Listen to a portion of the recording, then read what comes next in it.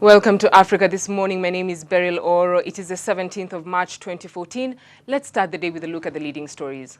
It's quite well because not just our Malaysian only, the whole world helping us. The mystery of the Malaysian airliner. 1 week on and latest developments indicate that the flight had its communications and tracking systems deliberately turned off.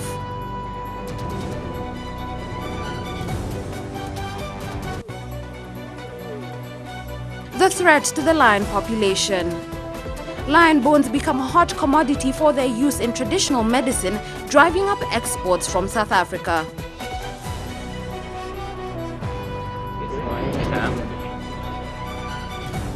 Cairo attacks. The second attack on Egyptian security forces in 3 days leaves 6 army officers dead. Following Russian actions on the Crimean region of Ukraine, the international community has been up in arms over what they deem an apparent violation of the Crimean sovereignty. French President François Hollande revisited the idea of sanctions on Russia with Italy's new PM, on the grounds that should Moscow refuse to de-escalate the crisis in Ukraine, action will be taken. While tensions mount in Ukraine,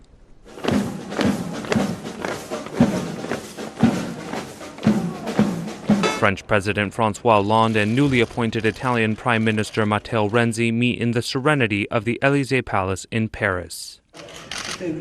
France is now reviewing a third level of sanctions should Moscow refuse to de-escalate the crisis in Ukraine and its intervention in the Crimea region.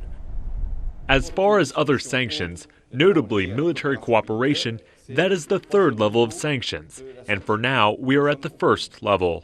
Renzi, Italy's youngest ever Italian prime minister, focused on strengthening Europe's core. I think we have a common political objective with a capital P, and that is to tell our citizens, some of whom are discouraged and no longer believe in Europe, that Europe is where the greatest political gamble can be made. And if someone no longer believes in Europe because they experienced the economic crisis firsthand, then I say that we could have more euros in our pockets only if we have more Europe in our institutions and in our politics. Potremo avere più euro in tasca soltanto se avremo più Europa nelle nostre istituzioni e nella nostra politica. The United States and the European Union are expected to unveil a list of Russian officials subject to asset freezes and visa bans on Monday.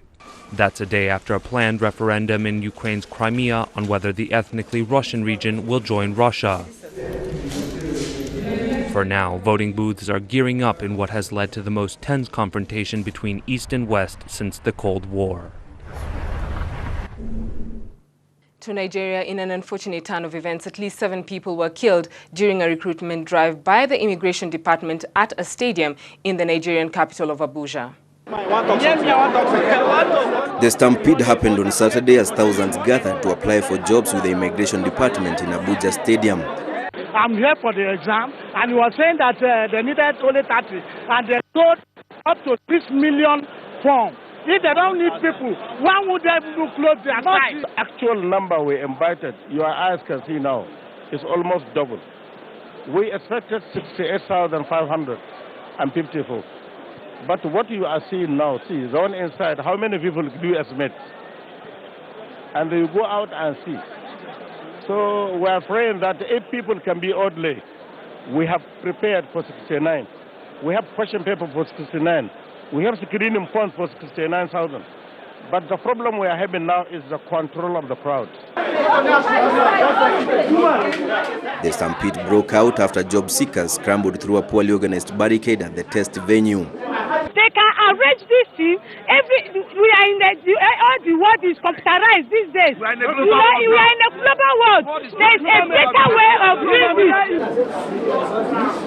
There is a high level of unemployment in Nigeria, especially among young people. In 2011, it stood at 23.9%.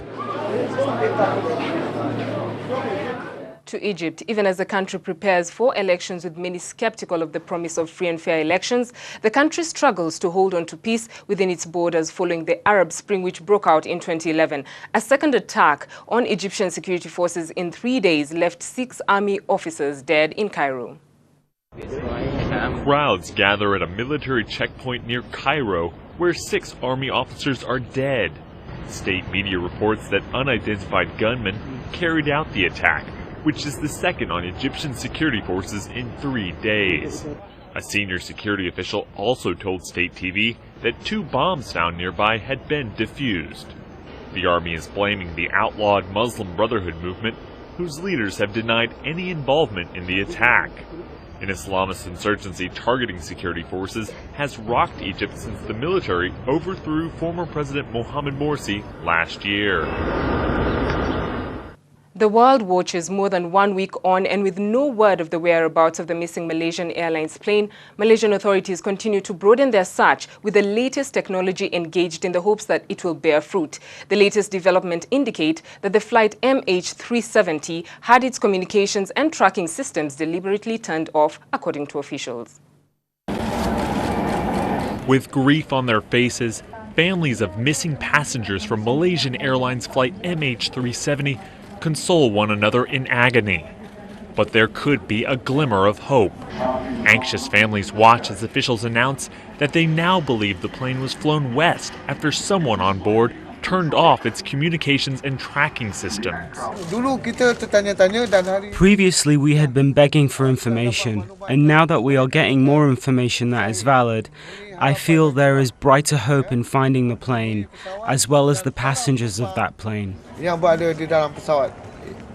One official helping families staying at a hotel says he is optimistic about the search efforts. Been with him all this time. It's quite wild because not just our Malaysian only, the whole world helping us. If just Malaysia, I think it will be take about 1 or 2 months. It's 13, 14 countries helping, including the US, the China, the Korean, Singapore, Australian, all the well-known company in terms of searching and rescue. The jetliner's disappearance a week ago has baffled the world. There has been no sign of wreckage, even as the navies and military aircraft of more than a dozen countries scour the seas. African peacekeepers in Somalia operating with government forces have recaptured several strategic towns in the southwest of the country from the Al-Qaeda-linked Shabab militia, including Ted, Rabdure, and Bodubo. The operation comes in the wake of a surge of attacks in the Somalia capital Mogadishu, where Al-Shabaab is fighting to oust the internationally backed government. Last month, Al-Shabaab fighters stormed the presidential palace. The president was unharmed, but 17 people were killed. Jubilant local residents confirmed the recapture of key towns by AMISOM. Those people took over this town and brought a lot of troubles to the city and to the residents. The Almighty Allah has today removed them upon us. We want to thank the soldiers for liberating us. They didn't want any of us to have a good life. They robbed people of their lives day and night. The African Union force announced it had launched a wide-scale offensive last week against the fighters in areas near the Ethiopian border. We were welcomed by the population. We did not only liberate the area, the city, but also there are several youths which was tried by the court of Al-Shabaab to be hearded on the coming days. Budur had been taken from the militants in March 2012 by Ethiopian troops, who later withdrew, and then it fell back to the Al-Shabaab hands. Ethiopia intervened in Somalia between 2006 and 2009 and again sent troops in November 2011 to battle the fighters in border regions, providing crucial aid to the peacekeeping force. The Syrian conflict reached a grim milestone of the 3rd-year anniversary on Saturday, showing little signs of abating.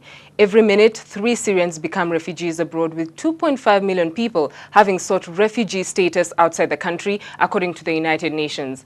Every 2 minutes, 8 children inside Syria are forced to flee their homes, with the number of displaced children having more than tripled over the past year, from 920,000 to nearly 3 million, and every 10 minutes, 1 person dies. 3 years into the uprising against Syrian President Bashar al-Assad, residents in Aleppo have one prayer: they long for peace.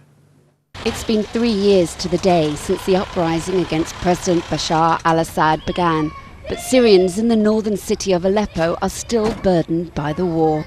Juma Rahal, an ambulance driver, was wounded while ferrying the sick and injured. It took him 6 months to recover. But he's one of the lucky ones. This cemetery is dedicated to the residents who died fighting in the conflict. من بداية الثورة يعني نحن بلشنا بشكل عفوي. We started the revolution as a spontaneous act. Our feelings don't allow for us to see the people killed in Daraa and other areas and not do anything. So the people stood up to help their brothers in other areas. We started it as a peaceful revolution, but the regime used machinery to kill people in the face of a peaceful protest. We started it as a peaceful movement and wanted to stop it peacefully, but the regime doesn't want it to stop peacefully.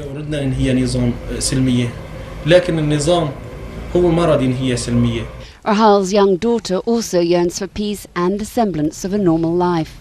I want this war to stop, and I want to go to the school and play with my friends. As Rahal stands amid the devastation, he talks about the hardships the residents of Aleppo have suffered: shortages of medicine, water and electricity. Aleppo, which has been divided into opposition and loyalist controlled sectors since mid-2012, is one of the harder hit areas. But rights groups say that more than 136,000 people have been killed in the last 3 years, and still the fighting shows no signs of letting up. Following the controversial criminal trial of Paralympian icon Oscar Pistorius, police procedures came under scrutiny during the 2-week of Oscar Pistorius' trial, as the athlete's lawyer accused officers of incompetency and theft. The Olympic star is on trial for the murder of his model girlfriend Riva Steenkamp on Valentine's Day last year. Pistorius leaves court after vomiting in the dock. The second week of the athlete's murder trial began with graphic details of how his girlfriend Riva Steenkamp died in the moments after he shot her. The autopsy was so disturbing the court ruled it shouldn't be broadcast live. The very graphic details pertaining to some of the injuries and wounds which may be described have the potential to compromise the dignity of the deceased. The Olympic star cried and retched during Simon's testimony, covering his ears when it became too graphic. Yet Pistorius' former friend Darren Fresco painted a different picture of the athlete as an arrogant young man who was passionate about guns and fast cars. We had been to the shooting range before, and I knew he had a big love for weapons. But with much of Fresco's testimony discredited by Pistorius' fiery defence lawyer, the state moved on to the physical evidence from the night. Pistorius' toilet door was brought into court, bearing 4 bullet holes and a crack. And more pictures of the crime scene emerged, including the bloody toilet cubicle, a trail of blood down the stairs, and unexplained damage to the bedroom door. But while the prosecution painted a picture of a chaotic and violent night, the defence ended the week with accusations of police bungling, with officers' footprints on the toilet door and Pistorius' watches stolen from the crime scene. I say, when you look at that photo, that could not have been the scene that you saw. When I first entered, that's correct. We're trying to find out, when can we rely on a scene photo as a true reflection, and when is it changed? If the defence can prove police incompetence, it could be enough to cause reasonable doubts, which could reduce the charge from murder to culpable homicide. The trial has been extended now until the 4th of April, but is likely to run longer.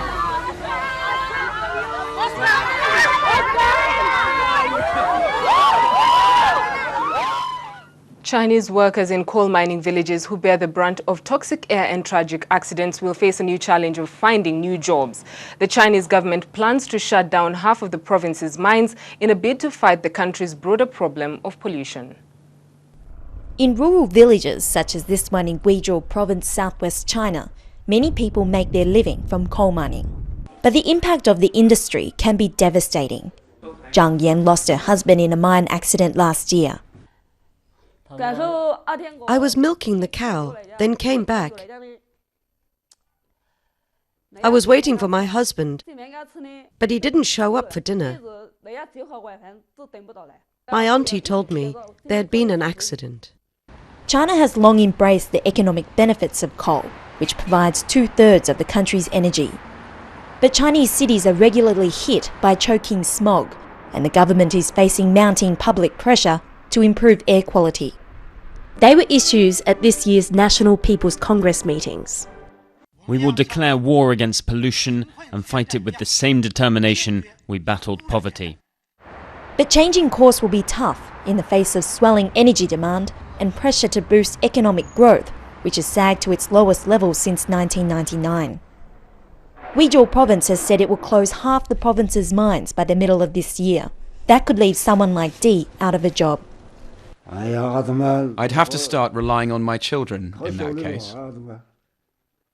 But the policy has garnered some support, especially among the younger generation. Although mine money is good, the work is very dangerous.